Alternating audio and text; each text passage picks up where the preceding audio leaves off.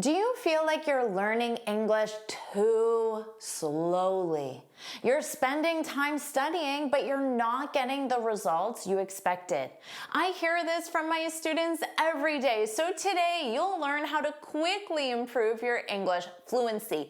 You'll improve so quickly, people might even think you're cheating. Is that even legal? Fortunately. Welcome back to JForrest English. Of course, I'm Jennifer. Now let's get started. The fastest way to improve your English is by learning full phrases that you can use in your daily life. When you learn full phrases, you'll learn the vocabulary, the grammar, and the pronunciation at the same time. Let's do that right now. You'll learn 50 phrases I use every day, and you can too. First, let's learn some phrases you can use when talking about sleep. This is the first thing I say in the morning. I turn to my husband and I say, "How did you sleep last night? How did you sleep last night?" This is a very common morning greeting. Simply, you can say, "Did you sleep well?" And they'll answer yes or no, but this is what natives say. "How did you sleep last night?" I also say this every day. "I was in a super deep sleep when the alarm went off." So a deep sleep is a very restful sleep. It implies that it's hard to wake up from. And super deep sleep. This is a casual intensifier. Natives love using it. It's the same as saying extremely. I was in an extremely deep sleep, a super deep sleep. And notice that when the alarm went off, this means when the alarm started ringing, so to go off. Don't worry about taking these notes. I summarize everything in a free lesson PDF. You can find the link in the description. And many mornings I say I was having the craziest dream when the alarm went off. So here, craziest, this could mean very strange, but it could also just mean very intense, very intense. And to provide information on how you slept, how did you sleep last night, you can say, "I slept like a baby." I slept like a baby. This means I slept very well, extremely well, super well. You could also say I slept like a rock. Like a baby, like a rock, they're very common. And this means not moving at all during sleep. And also when replying to "How did you sleep last night?" you can say I was out like a light. This means I fell asleep instantly, just like turning off a light. I was out like a light. Or sometimes you might say, "I barely slept last night." I barely slept last night. So barely means almost not at all. It's like saying I got very little sleep. You could say I had a terrible sleep. So adjective sleep. I had a terrible sleep last night. It's very common to use this phrase, I tossed and turned. Notice that pronunciation, I tossed and turned. I tossed and turned until 2 a.m. And to toss and turn, this means you couldn't fall asleep because you kept moving in bed. I tossed and turned. To be dramatic, you can say, let's just say I'm running on caffeine today. This means I'm very tired and only awake because of caffeine, which of course is what you get when you drink coffee. Here's a phrase you can say to someone else, maybe your husband, your roommate, your parents, your friends. "Someone woke up on the wrong side of the bed." This means someone's in a bad mood this morning, or it could mean someone's grumpy this morning. Or on the opposite end, you could say, "Morning, sleepyhead," "Morning, sleepyhead." So that's a common greeting. It's friendly, it's playful, but we use it to greet someone who looks or acts sleepy in the morning. So if someone looks extremely tired, you can call them sleepyhead and say, "Morning, sleepyhead. How did you sleep last night?" Let's move on to laundry day. Maybe you don't do your own laundry, but it's something that is commonly discussed. Someone might say, I'm doing laundry after breakfast. Do you have anything to throw in? So notice two things. First, you do laundry. That's the collocation, that's the verb you conjugate, to do laundry. And of course, that means wash and dry dirty clothes. Now, do you have anything to throw in? This means, do you have any clothing to add to the pile of dirty laundry? Now, here's something I used to say, but then I got in trouble. I never separate my whites and colors, but then people would get mad at me. Well, usually my husband. So I separated all the colors and whites. So I had to change this. So to separate means you have one pile of whites, one pile of colors. Now notice my adverb of frequency, never. But you can change that to any adverb of frequency. I always, I usually, I sometimes, rarely, never. And remember, if you use she or he, you need to add that S. She never separates, or she always separates. How about this one?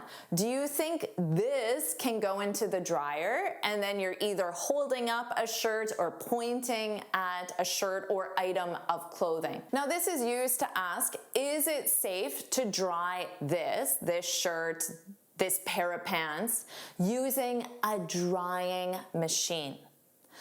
Now, natives call the washing machine the washer. And we call the drying machine the dryer. Here's a common laundry phrase. The laundry's still a little damp. It needs a few more minutes. Everything's still a little damp in here. What does this mean? A little damp. A little damp. To be damp, this means slightly wet. You can use this in other contexts. My hair is still damp, slightly wet, because my hair dryer is broken. Or I could say, don't come into the kitchen. I just washed the floors and they're still damp. They're still a little wet. Are you enjoying this lesson? If you are, then I want to tell you about the Finally Fluent Academy. This is my premium training program where we study native English speakers from TV, movies, YouTube, and the news so you can improve your listening skills of fast English, expand your vocabulary with natural expressions, and learn advanced grammar easily. Plus, you'll have me as your personal coach. You can look in the description for the link to learn more, or you can go to my website and click on Finally Fluent Academy. Now let's continue with our lesson. Hopefully you don't say, oh no, I shrank my favorite sweater. I shrank my favorite sweater. Shrank means become smaller in size. And the verb conjugations are shrink, shrank in the past simple, and shrunk in the participle form. So you could say, my new sweater is ruined because it shrank in the wash. You can say, this shirt's a little wrinkled, a little wrinkled. Do you want me to iron it? So wrinkled, to be wrinkled, it means it has creases or lines in the shirt. And to iron, this is to use a heated device to smooth clothes. But let's review this sentence. Do you think this cream will help smooth the wrinkles under my eyes? So wrinkles also describes the lines or creases on your body. You could turn to your partner or roommate and ask, can you help me fold? So fold means to organize clothes into neat shapes. And this is obvious. Can you help me fold the laundry, which would be the clean clothes, or can you help me fold the clothes? But in this context, you don't need it because it's obvious. Or you can be more direct and just assign the task and say, I'll fold and you put away. So put away means store in drawers or closets, wherever you keep the clean clothes. And notice the structure. I'll fold. That's the future simple. You put away. That's the present form. This is casual speech, but it's used with the subject you. So when I assign myself a task and you a task. Natives use this structure a lot, but just know that future simple plus future simple is standard grammar for all subjects. Let's move on to watching a series. What series are you watching right now? Maybe you can say, that show is so bingeable. Bingeable. Repeat after me. Bingeable. Bingeable. It is totally amateur, but it's addictively bingeable. This means so interesting, you want to watch many episodes in a row. You can also use this as a verb. I'm binge watching that show because it's so bingeable. So the verb is to binge watch, and this means to watch many or all episodes in succession. So in a row, one after another. You could say the special effects are next level. Next level means amazing or impressive. Or there are so many plot twists and cliffhangers. 2 essential nouns to describe series. A plot twist. This is an unexpected change in the story. It can also describe books as well. A cliffhanger.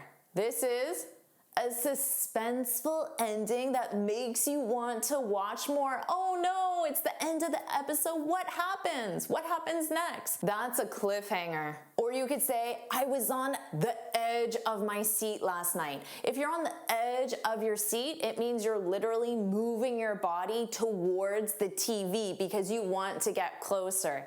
I was on the edge of my seat. This means the show was so exciting that you were either negative emotion, you were nervous about what might happen, or a positive emotion, you were thrilled or entertained. You could say, I'm rewatching it for the 3rd time. Rewatching means watching again. And notice that structure, the, ordinal number, 3rd, and then time, no S, the 3rd time.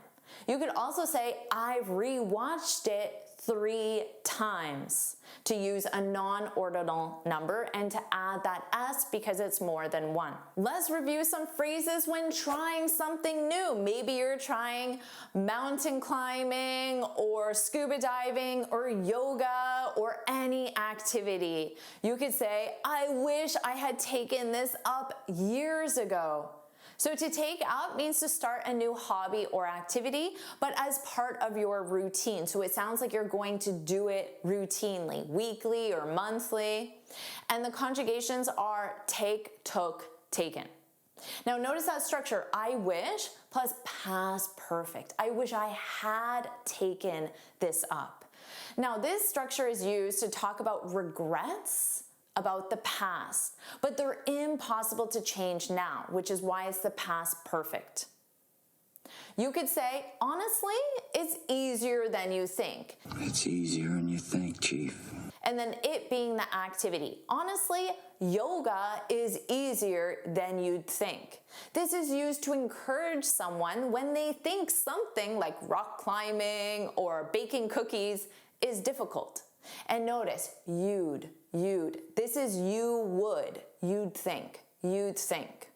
So I could say to you, honestly, learning phrasal verbs is easier than you'd think. You just need a great teacher. Do you agree with that? If you do, put that's right, put that's right in the comments. Now, right before you try that new activity, right before you climb the mountain or put the cookies in the oven, you can say, okay, here goes nothing. Okay, here goes nothing. This is said when trying something with uncertainty or nervous. You don't know if you'll enjoy it. You don't know if the cookies will be good or not. Here goes nothing. It's like saying, I don't know if I'll succeed or fail, but I'm going to do it anyway. Now, if you fail, you might say to your friend, remind me to never do that again. Remind me to never do that again. This is a somewhat humorous phrase, and it's used after a bad experience. You hurt your arm rock climbing, or the cookies tasted terrible. And notice this is in the imperative, remind me. To encourage you, I can say, you should give it a shot. To give something a shot means try. So I could say you should give diving a shot. You should give yoga a shot. Now let's review some phrases you can use when you lose something. You can be looking in different rooms and then say, I swear I put my passport in this drawer. I swear means I'm very sure. You could also say I'm positive, I'm confident, or I know I put my passport in this drawer. And notice that conjugation is irregular, is put for all conjugations. Or after you've been looking for a few minutes or hours, you can say, I can't find my wallet anywhere. I can't find my keys or wallet anywhere. Anywhere emphasizes the inability to locate the wallet. You could say, I've looked everywhere and I can't find it, my wallet, anywhere. I personally lose my sunglasses a lot.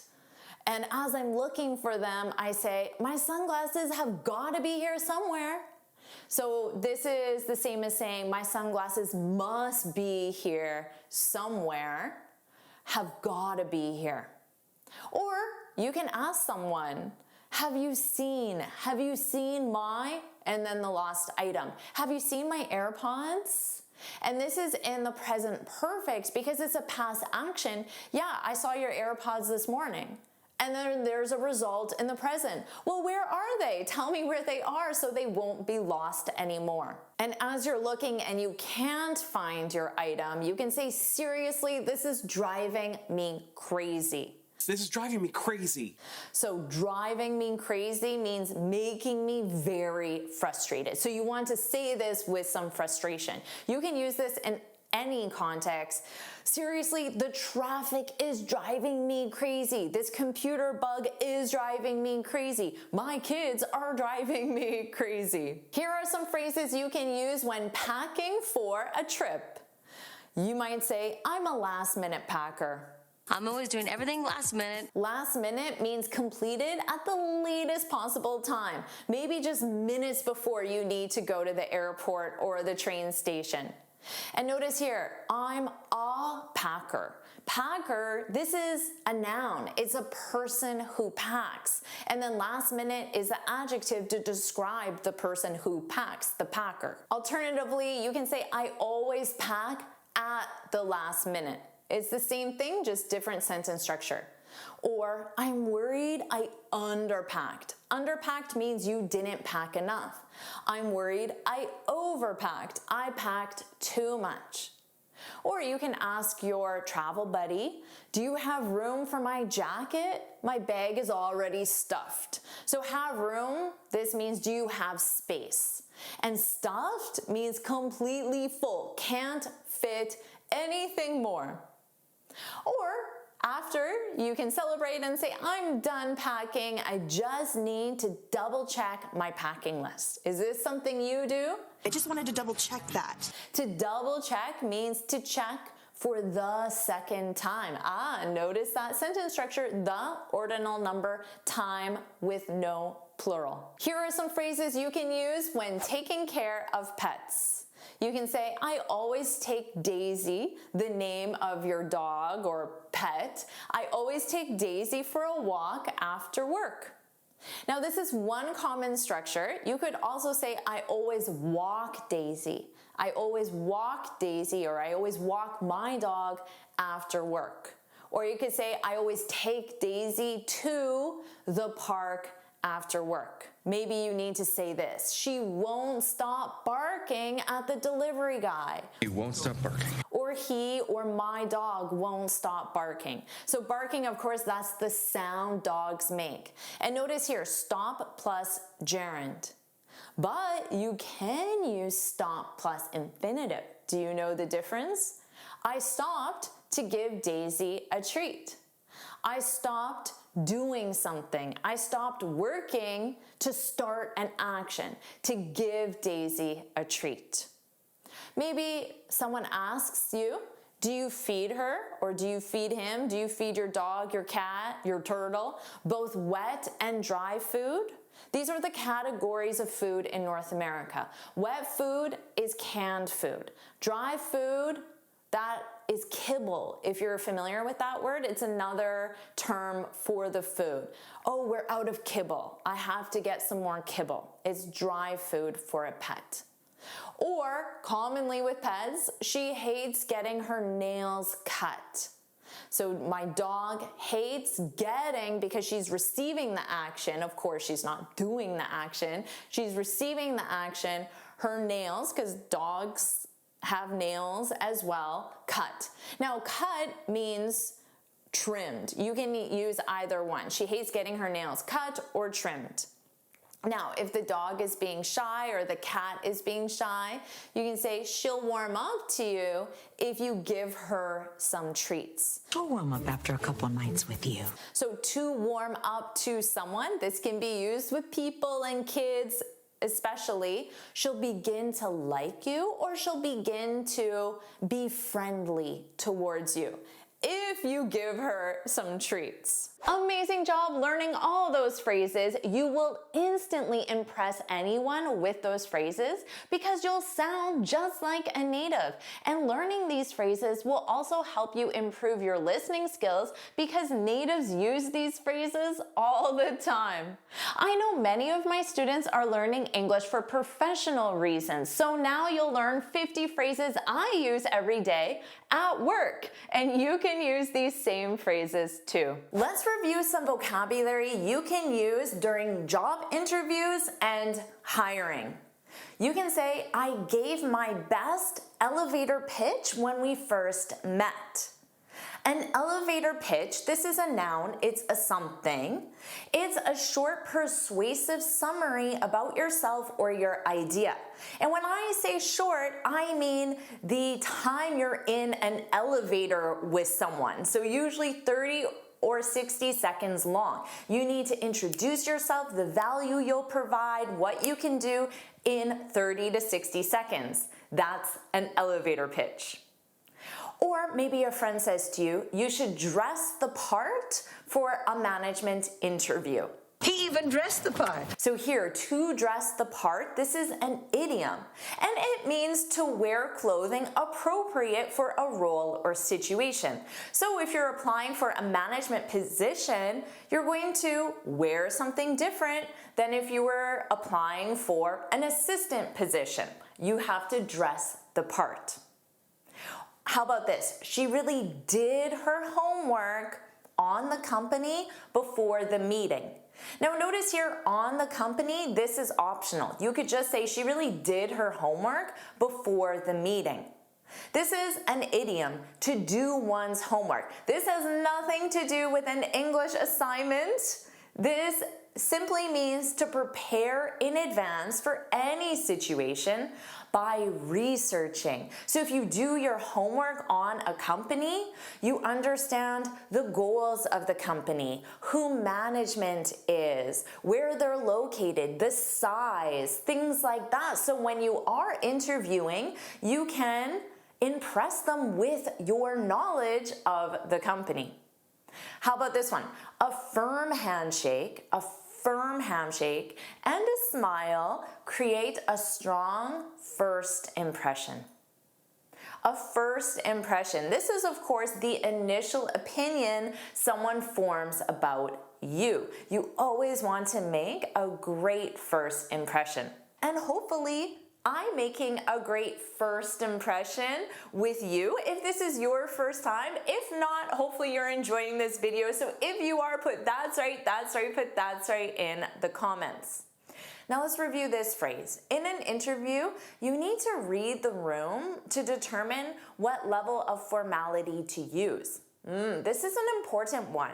This is an idiom, to read the room. This has nothing to do with reading. Remember, idioms have a non-literal meaning.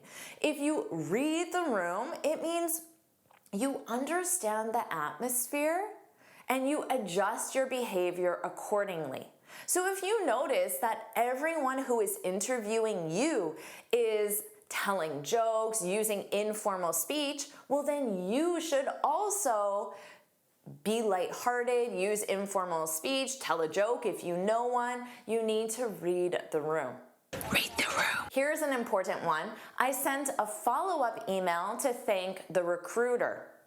Now, you can say I sent an email, of course. Adding a follow-up email, this simply is a thank you or a reminder sent after a meeting or interview. So you can send an email anytime, but a follow-up email means that something happened before it, like the interview.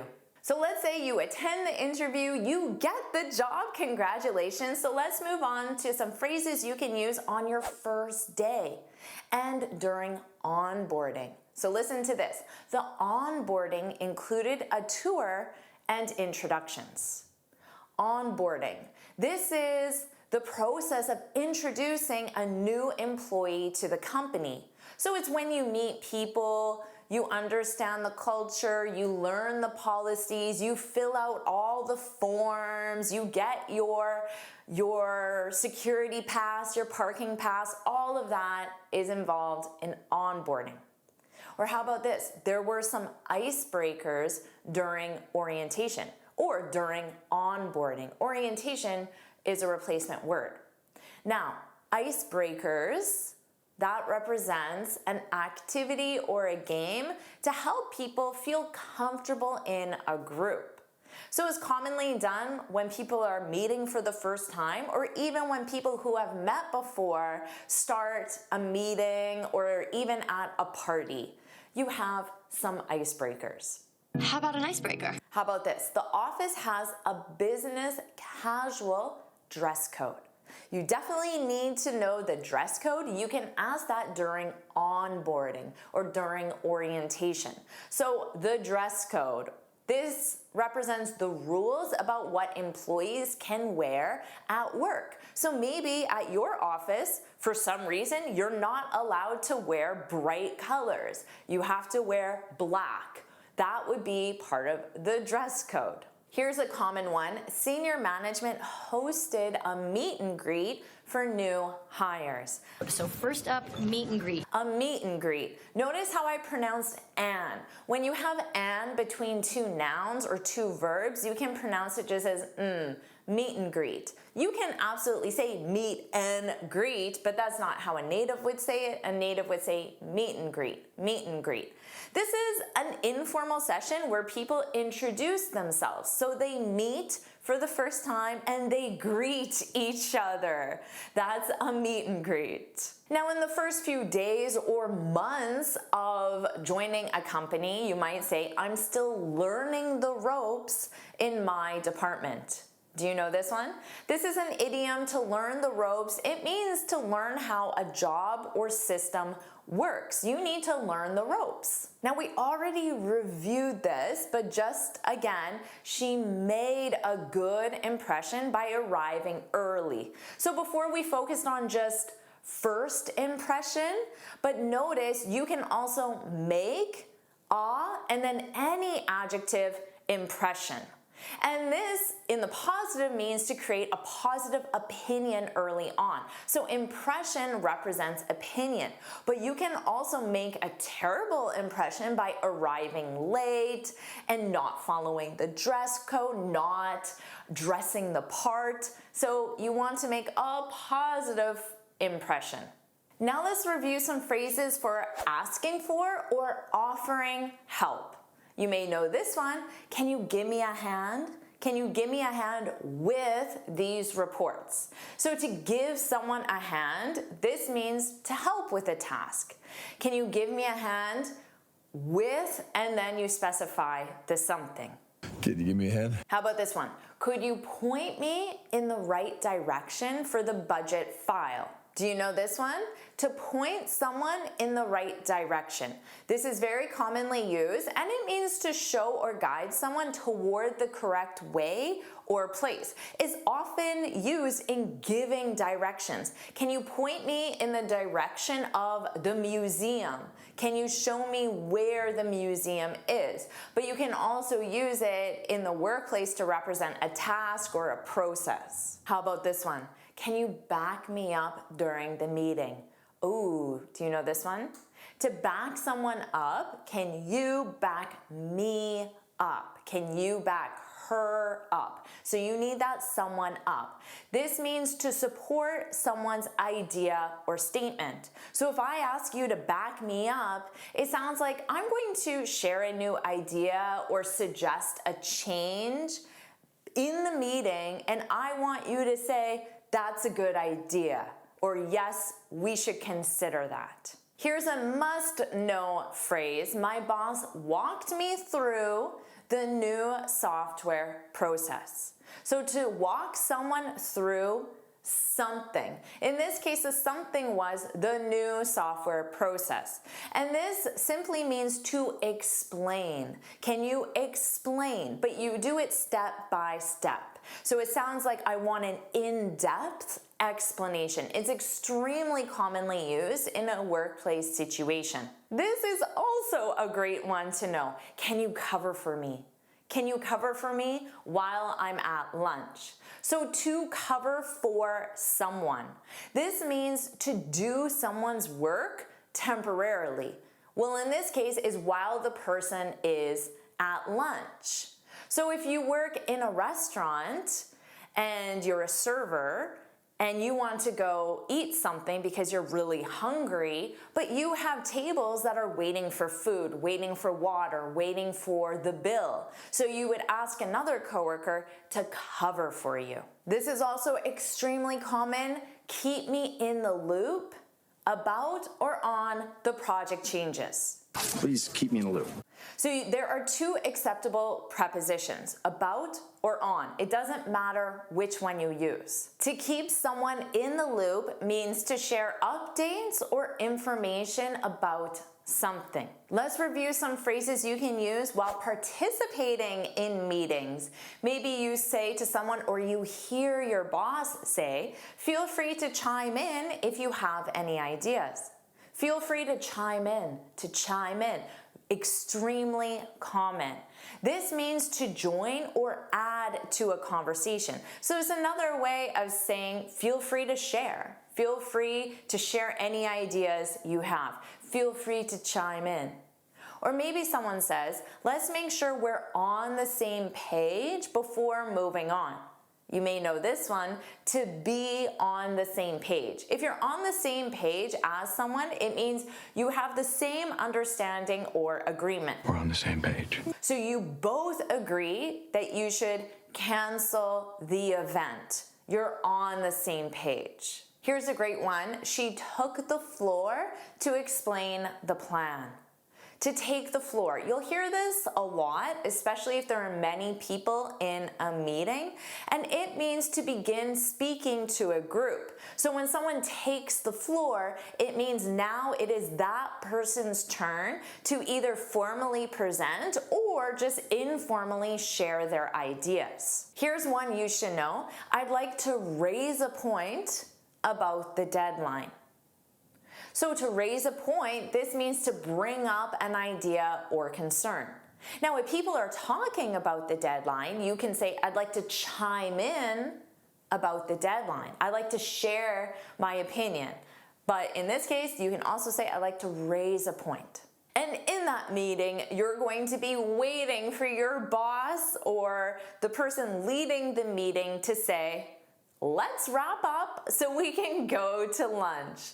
To wrap up means to finish a discussion or meeting. So it's another way of saying, let's end this conversation so we can go to lunch. Let's wrap up. Let's wrap it up. Maybe your coworker says to you, he gave us actionable advice for the presentation. So here, he gave us advice. You're just adding actionable. Actionable. This is advice that can be used quickly and practically. So it makes it sound very positive. Or maybe as you're presenting, you can say, I appreciate constructive criticism of my idea. Criticism is negative. It's negative commentary. But if you add on constructive criticism, it's still negative, but you're sharing that with the intention of improving something. So you're providing this negative feedback, but your goal is to help. So you have a positive goal. You're not doing it to be mean like you see a lot of people in YouTube comments. They're just being mean. It's not constructive. Maybe someone says the proposal has room for improvement in the timeline of the deliverables. So room for improvement. This means there is opportunity to make something better. And notice you need the verb have. This has room for improvement. So maybe they'll give you some constructive criticism. Now let's review some phrases for workplace socializing. Of course, you want to get to know the people you work with in a more casual social environment. So you might say, want to grab coffee after the meeting? Now notice this sounds more casual. I'm dropping do you, which is very commonly done, and I'm just starting with the verb. Want to grab coffee. So to grab coffee, this means to go get coffee and is often used socially. You want to go grab a coffee? Or maybe you suggest to your coworker, let's take a coffee break at 10 or a specific time. So a coffee break, this is of course a short break to have coffee. So if you just say, let's take a break, well, maybe you just sit there stuck on your phone or you check your email. But a coffee break, there's the expectation you will leave your desk and get coffee. So it's more social. And at any point, if you want to socialize with anyone at work, including your boss and more senior people, just ask them, how's your day going so far? How's your day going so far? This is casual, but it's friendly and absolutely appropriate even in a formal situation. And this simply is to ask someone about the status of something. Now, in this case, the something was, how's your day going so far? But you could replace your day with, how's the project going so far? How's the report going so far? Or again, anytime you want to strike up a conversation, which means to start a conversation, you can ask, what's going on? What's going on with? And then something. What's going on with the conference? So this is to ask about the status of something. And now, if someone asks you, how's your day going so far? And you want to reply simply, but naturally, you can say pretty good, can't complain, can't complain. This is a neutral or positive response to how are you or how's it going? Because if you can't complain, it means that there are no problems, there's no difficulty, there's no issues. So it's either neutral or it can be positive. Can't complain. I can't complain. Or if you see a client or a coworker that you haven't seen in a long time, you can say, hey, long time no see. Long time no see. And then you could ask them, how have you been? How have you been? Because it's the present perfect, you're asking about the past until now, rather than just saying, how are you, which focuses on now. And of course, long time no see, this is said when you haven't seen someone for a long time, and it's just acknowledging that. Now let's review some phrases for workplace events and time off. Maybe someone asks you, have you RSVP'd for the company picnic? Have you RSVP'd? This is a verb to RSVP, but notice I have that apostrophe D. That's to show the verb is in the past simple. That's used when you have an acronym, like in this case. Have you RSVP'd?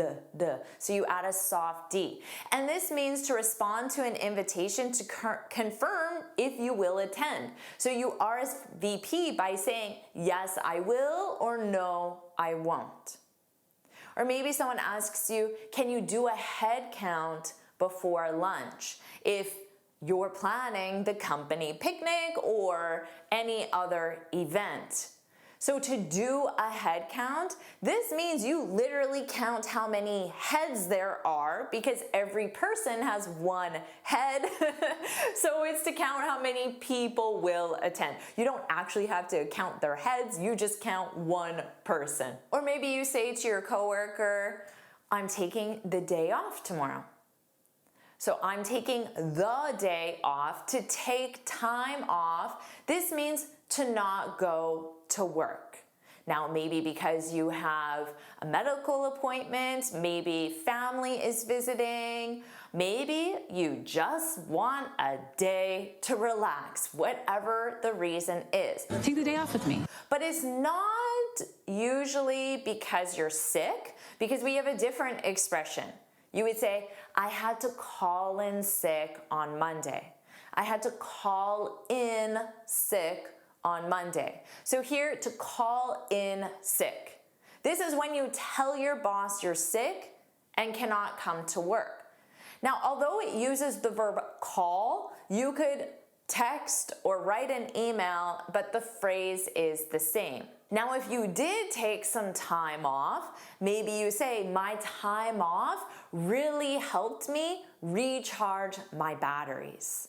So to recharge one's batteries, in this case, my batteries, and batteries is always in the plural, it means to rest and regain energy, which is exactly what a day off can do for you. Or maybe you tell your coworker, we're heading to the cottage for the long weekend. So we're heading to, this is another way of saying we're going to, and for the long weekend. So of course, you know, the weekend in North America is Saturday, Sunday. A long weekend, so adding long before weekend, this is a weekend extended by a public holiday. Most likely it's Monday is the holiday, but sometimes it's Friday. So a long weekend would become Saturday, Sunday is your regular weekend, and then Monday is a public holiday, so you don't have to work, and that's a long weekend because you get 3 days instead of 2. Woohoo! So have a great long weekend. Now maybe you say, I need to use up my vacation days by the end of the year. So your vacation days, it could be singular. Maybe you just have one vacation day. This is the number of paid days off you are entitled to. So you may have a contract or an agreement. Paid days off. That is a vacation day. You get to relax at home in your pajamas and you still get paid. How awesome is that? I don't get any vacation days because I work for myself. Let's review some phrases you can use to talk about performance or motivation. She hit the ground running on her first day. Do you know this one? To hit the ground running. This means to start a job quickly and effectively. I'm gonna hit the ground running. Or maybe you say the manager set the tone for open communication. Open communication means you are welcome to communicate freely. To set the tone, this means to establish the mood or style for something. And in this case, it's open communication. You can just come give me constructive criticism and I welcome it. It's open communication. Or maybe you say, I'm still getting acquainted with the new process. So to get acquainted with something, this means to become familiar with people or systems. How about this? Consistent positive reinforcement keeps the team motivated. It's about offering positive reinforcement. So positive reinforcement. This represents encouragement by highlighting strengths. That's the positive part. Or maybe you say, she always goes the extra mile for her clients. To go the extra mile. This means to do more than is required. So it's a very positive thing. Or maybe you tell your boss, we worked late yesterday and now we're ahead of schedule. Oh, this is a positive thing. I love being ahead of schedule. So to be ahead of schedule, this means to finish a task or project earlier than the planned time. It's a very positive thing. Or how about this? He took initiative and solved the issue before it got worse. So to take initiative, take is your verb that you conjugate. This means that you act without being told or waiting for permission. So if you see that there's a problem, but your boss is busy with something, you just go solve the problem And then you tell your boss that you solved it. You don't wait for your boss to come give you permission. You just do it. And that's a very positive quality as well. Think of everything you just learned in a short period of time. You don't even realize all the grammar and pronunciation you learned because you learned it naturally as you were learning the phrases. So let's do the same thing, but in a different style. Let's keep learning natural vocabulary in context, but as we read a news article together. Our headline is the fiber maxing trend good for you? So here we have, is the trend good for you? A trend is something that is popular right now. It could be with clothing, it could be with music, TV shows, and in this case, something related to your diet called fiber maxing. So this describes the trend. What type of trend? The trend is called fiber maxing. Now, without knowing anything about this trend, I can understand the overall idea simply because the word max is short for maximum amount. That's the first thing I think of. And of course, fiber is a nutrient. So I think getting the maximum amount of fiber. You'll see the short form a lot in written English and also used in spoken English. Even on official signs, they may say the max speed is 60 instead of the maximum speed is 60, just to keep the sign as short as possible. Or in an elevator or even a room, they might say the maximum capacity, the number of people is 12 people in an elevator, and then in a room, whatever that number might be. Now, in this case, they're using two X's, which is not the common spelling. The common spelling for the short form is just one X, max. Now let's review this trend.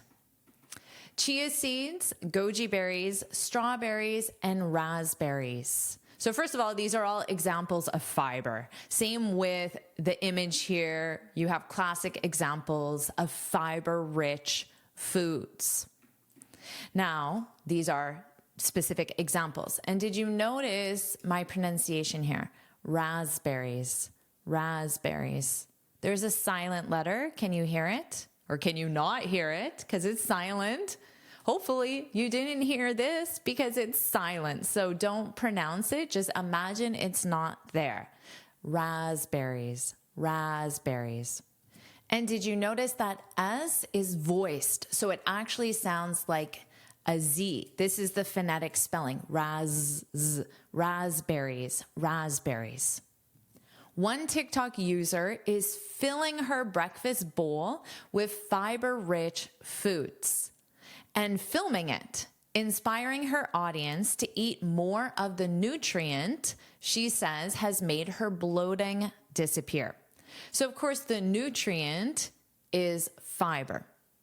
And notice here, fiber rich is an adjective. It describes foods because you can have sugary foods, starchy foods, and in this case, fiber rich foods that contain a high amount of fiber. So if it's rich in fiber, of course, it contains a high amount. Let's review bloating because this is an important part of understanding the trend. It's one of the benefits because she says fiber maxing has made her bloating disappear. Of course, disappear means it's gone. So it has made her bloating go away. So bloating is this feeling where your stomach feels swollen or full, but it's an uncomfortable feeling and is due to gas or digestion issues. So it's often caused by eating, and you often experience it shortly after you finish eating. After you finish a meal, you can say, I'm full. This is neutral. It just means that you are no longer hungry. You can even add on, I'm so full. To me, it still sounds neutral. If someone says, oh, I'm so full, well, then maybe it sounds negative. So it could change depending on how they say it. But if I just say, I'm so full, it doesn't necessarily sound negative. But if you say, I'm too full, by adding to, it means more than wanted or needed. I have too much work, more than wanted, needed. So because of that, it sounds negative. I'm too full.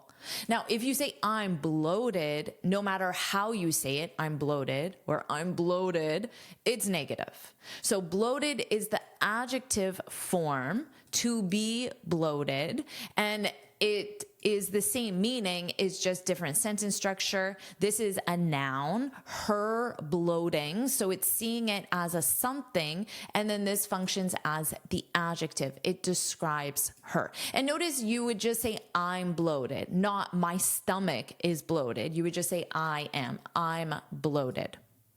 Let's keep going. She's fiber maxing. So remember, this is the trend of simply eating a lot of fiber. And notice this hashtag because this is a social media trend. And they're using it as a verb. I know that because we have the verb to be and we have the ing here. So right now, to fiber max is being used as a verb. She's fiber maxing. The practice of eating meals that help people meet or exceed their daily fiber intake. Intake simply means you're eating, you're intaking sounds more medical or technical. You're eating the daily recommended amount of fiber. So you're either meeting it or you're exceeding, eating more than the daily recommended amount of fiber. People are fiber maxing. So what form of speech is this word or trend? Same thing. It's the verb in the present continuous. We have this ing and we have the verb to be conjugated with the subject they because people is plural. They are. People are fiber maxing in the name of improving their gut health. So in the name of. This means for the purpose of. It's more formal. The everyday word is because, but the meaning is there, but grammatically you couldn't just say fiber maxing because improving. So you can't have because and then just the verb in the ing form. You would need to have a clause because they want to improve their gut health. So it's longer, but in the name of is your preposition. So you can have your verb in ing next. So that sometimes the choice of word also depends on the sentence structure you want to use because some word choices, the sentence structure requirements are more concise or shorter and the author may choose that word or phrase over another. Let's review that again. People are fiber maxing in the name of improving their gut health. Gut, I'm not a medical expert, but gut, that is the tube in your body that goes into the stomach. So the food digests in the gut and then goes into your stomach. So it's related to that feeling of bloating, or if you feel positive or negative, good or bad after you eat certain foods. So gut health, losing weight, so another benefit, and more. Videos with the tag. So remember, this is a social media trend. So that's why there are videos. Videos with the tag. The tag we saw up here was fiber maxing, of course. So that's the tag being hashtag fiber maxing. Videos with the tag have garnered tens of millions of views and likes. Maybe you have viewed and even liked one of these videos, or maybe you have created one of these videos yourself. The verb is to garner is conjugated in the present perfect, have garnered.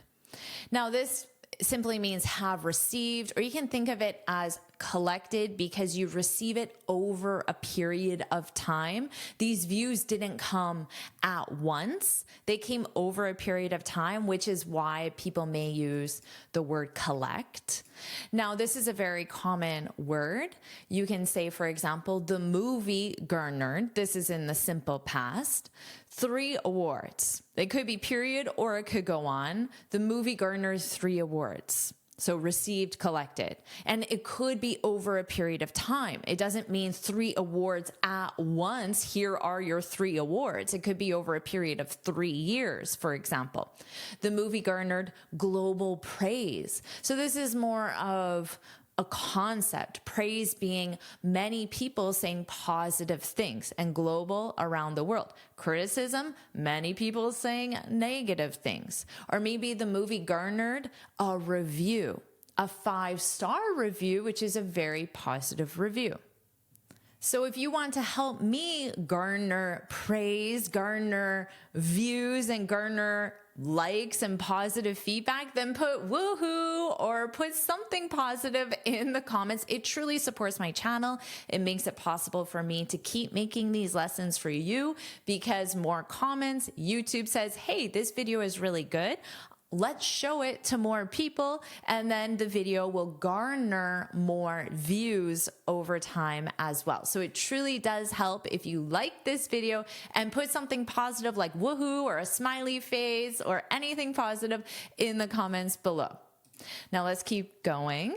They generally, what does they represent?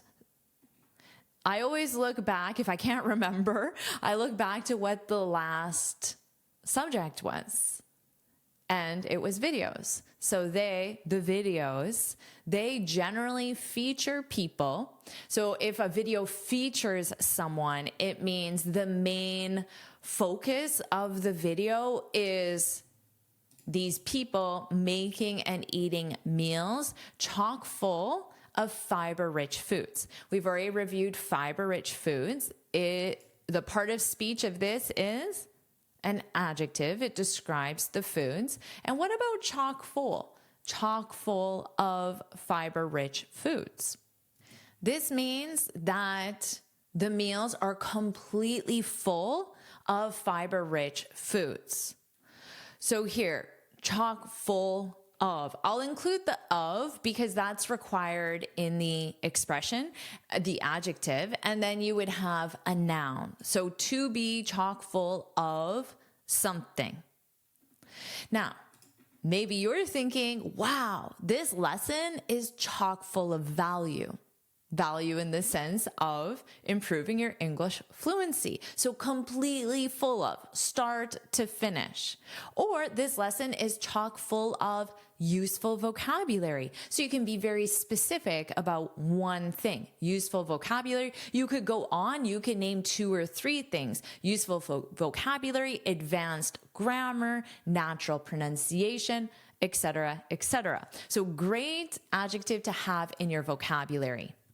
And if you agree that this lesson is chock full of value, chock full of useful vocabulary, among other things, then put that's right in the comments. Yes, you've already commented, but let's keep going. Help me garner more praise, more views on this video. And the only reason I'm asking is so it's possible for me to continue making these lessons for you. So put that's right in the comments if you agree. And I certainly hope you do. The dietary guidelines for Americans. So this is a something. I know that because for one, I'm familiar with it. And 2, because every word starts in a capital. So I know they're not just individual words. It's the title. So this is official guidelines published by an organization or the government. I can't remember which. The dietary guidelines for Americans recommend adults consume 22 to 34 grams of fiber daily. So this is the recommended intake. Remember, you can use the word intake. It sounds more technical. It sounds like something a doctor or formal guidelines might say. So this is the daily recommended intake of fiber. 22 to 34 grams. I have no idea how much fiber that is. What do I have to eat to get that fiber? I don't know. Do you know? More than 90% of women, so chances are I'm included in this, and 97% of men, so if you're a man, chances are you're included in this, in the United States, maybe that describes you, maybe it doesn't, don't meet these recommendations. Okay, so said another way, only 10% of women and 3% of men in the United States meet these recommendations, according to the guidelines. I wrote that alternative form here. It's always useful, especially as an advanced exercise, is to take something and see if you can communicate it in a different way, using different words, different vocabulary. So here, more than, that's why I added less than, because if I say only 10% of women, that sounds precise, but it's actually more than 90%. So it might be 91% or 92%, which means this number could actually be 9% or 8%. So only 10%, that's precise. Less than 10%, that could be 9, 8, 7, for example. Let's continue. Whether it's adding chia seeds to everything, so clearly this is a seed that is rich in fiber, to everything, sneaking veggies into your meals. Let's review this sneaking. So this is a verb to sneak. Now, this is something that parents generally do. They might sneak veggies. Veggies, of course, is the short form of the word vegetables. Notice that pronunciation, vegetables, vegetables. Vegetables, short form is veggies. If a parent sneaks zucchini into her cupcakes, which is a thing, zucchini cupcakes, now, and the child doesn't realize there's vegetables, only thinks there's chocolate, so it's hiding it because kids often don't want to eat veggies, but they're happy to eat chocolate. Many adults are like that too. So that's why you might need to sneak veggies. So you add them in a way that doesn't make it look obvious. So maybe if you sneak veggies into a sauce, you puree the veggies or you cut them really thin so you don't really see them or notice them as much. Let's review that again. Whether it's adding chia seeds to everything, sneaking veggies into your meals, or finding new ways to love whole grains. So again, chia seeds, veggies, whole grains, those are all examples of foods that are rich in fiber or fiber-rich foods. So I'm using it two ways. Foods that are rich in fiber or fiber-rich foods. So again, these two sentences communicate the exact same thing, is just a different way of saying it. And some may prefer the second one because generally the more concise you can be, the better your message will be, especially in writing in terms of journalism and articles. Let's continue. Fiber maxing. So now this is a something. So this is the subject. Fiber maxing might just be the trend we didn't know we needed. So instead of using this word, you could say eating more fiber. You could start with a gerund verb, but that functions as the subject. Let's continue. Adequate fiber intake.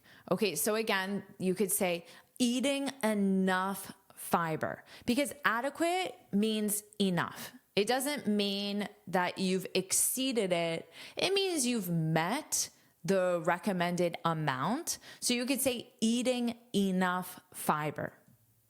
Adequate fiber intake has been a recommendation that has not changed for years. So for years, maybe your grandmother or your great grandmother has said you should eat more fiber. But like anything else, and especially TikTok trends, fiber maxing can definitely have drawbacks. Drawbacks are negative consequences. So you have positives and negatives of anything, and drawbacks, that's another word for saying the negative. So it's like the pros and cons. Drawbacks, those are the cons, the negative consequences. Fiber maxing can definitely have drawbacks, and adding definitely makes it sound stronger. Like these drawbacks, these negative consequences are highly likely because they said definitely, which is a strong word choice. Can definitely have drawbacks if you make substantial changes too quickly. If you want to start fiber maxing, first know that going from 0 to 60 when you don't consume any fiber at all is probably not going to go well. Okay, this 0 to 60, this is a phrase we use to say going from 0 to 60, meaning the maximum, because often the speed limit is 60. And so 60 for a native North American, 60 represents maximum. So 0 to max. Remember, max speed is 60. Interestingly, that's exactly the speed I gave you in here, because the first number I think of is 60. So that's where that reference comes from, but it just represents anything. So let's say you're going to start studying English. Now, 0 is not studying at all. Now, maybe 60, remember, that has nothing to do with the number. It just represents the maximum. So for you, 60 might be studying 3 hours per day. So you might say, oh, Jennifer, I'm going to study 3 hours per day every single day. That's kind of going from 0 to 60. It's going from 0 to the maximum, and it's too much. So this sounds a little excessive. Like, it's not a good thing to go from 0 to 60, because often people cannot maintain that momentum when they are doing something at the maximum amount. And that's what they're saying here. Going from 0 to 60 when you don't consume any fiber at all, which represents the 0, is probably not going to go well. So to go well means that it has positive benefits or a positive outcome, but they're using it in the negative. That's because, so they're explaining why going from 0 to 60 isn't going to go well. That's because when fiber pulls water into the digestive tract, the tract expands, causing discomfort and bloating. So bloating, remember, that's feeling of swelling or fullness in your stomach. And discomfort, of course, it's not comfortable. In people who aren't accustomed to a normal fiber intake. Now notice here, we have people who aren't accustomed to, and then this is something, it's a noun, a normal fiber intake. So the sentence structure is our verb to be, it's conjugated in the negative with the subject they, and then we have accustomed. Notice the pronunciation, this is a soft D, accustomed, accustomed. Now, it's always in the ED form, and then we have to. This is part of the expression. Because of that, if you had a verb, it would be in the ing form.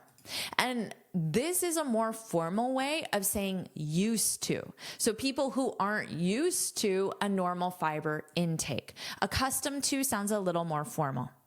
So you can say, I'm not accustomed to, I'm not used to. They mean the exact same thing, slightly more formal. This is every day. I'm not accustomed to eating. Yes, you have this verb in ing. Why? Because to is not part of the verb. It's not the infinitive. To is part of the expression, so it functions as a preposition. And the grammatical rule is after a preposition, your verb is in ing. This is the sentence structure: to be accustomed or used to, and then you have your gerund verb, your verb in ing, or you can have a noun. And in this case, a normal fiber intake, that's your noun. Start low and slow, low and slow. So low perhaps meaning a low daily fiber intake, because they were talking about the range of grams. I can't remember how many grams, 22 to 34 maybe grams of fiber. So low would be on the low end. So 20, 22, that's low on the recommended. And then slow. So don't take it all in on Monday. Maybe Monday do 5, then Tuesday 10, then Wednesday 15, etc., until you get to the minimum, and then work your way up to the maximum. So that would be low and slow, low and slow. Start low and slow by adding some berries. So here's how: by, and then your verb in ing, by adding some berries to your usual breakfast, because berries are high in fiber, or swapping one of your meals for one higher in fiber. So if you swap, it means, let's say you were going to eat a pork chop and it's not high in fiber. Well, then you would eat instead pasta that is high in fiber. To be honest, I don't know if that is accurate. I don't know if a pork chop is low and pasta is high, okay? Just to be honest. But let's say you take your pork chop and then you replace it with something else. So that is swapping, to replace something with something else. That is the end of the article. Now you know all about this fiber maxing trend. So what I'll do is I'll read the article from start to finish, and you can focus on my pronunciation. Is the fiber maxing trend good for you? Chia seeds, goji berries, strawberries, and raspberries. One TikTok user is filling her breakfast bowl with fiber-rich foods and filming it, inspiring her audience to eat more of the nutrient she says has made her bloating disappear. She's fiber maxing, the practice of eating meals that help people meet or exceed their daily fiber intake. People are fiber maxing in the name of improving their gut health, losing weight, and more. Videos with the tag have garnered tens of millions of views and likes. They generally feature people making and eating meals chock full of fiber-rich foods. They often contain the amount of fiber in their dish and the health benefits. The dietary guidelines for Americans recommend adults consume 22 to 34 grams of fiber daily. More than 90% of women and 97% of men in the United States don't meet these recommendations, according to the guidelines. Whether it's adding chia seeds to everything, sneaking veggies into your meals, or finding new ways to love whole grains, fiber maxing might just be the trend we didn't know we needed. Adequate fiber intake has been a recommendation that has not changed for years. But like anything else, and especially TikTok trends, fiber maxing can definitely have drawbacks if you make substantial changes too quickly. If you want to start fiber maxing, first know that going from 0 to 60 when you don't consume any fiber at all is probably not going to go well. That's because when fiber pulls water into the digestive tract, the tract expands, causing discomfort and bloating in people who aren't accustomed to a normal fiber intake. Start low and slow by adding some berries to your usual breakfast or swapping one of your favorite meals for one higher in fiber. Do you want to keep learning English with the news? If you do, put let's go in the comments. And of course, make sure you like this lesson, share it with your friends, and subscribe so you're notified every time I post a new lesson. And you can get this free speaking guide where I share 6 tips on how to speak English fluently and confidently. You can click here to download it or look for the link in the description. And here's another lesson I know you'll love. Watch it now.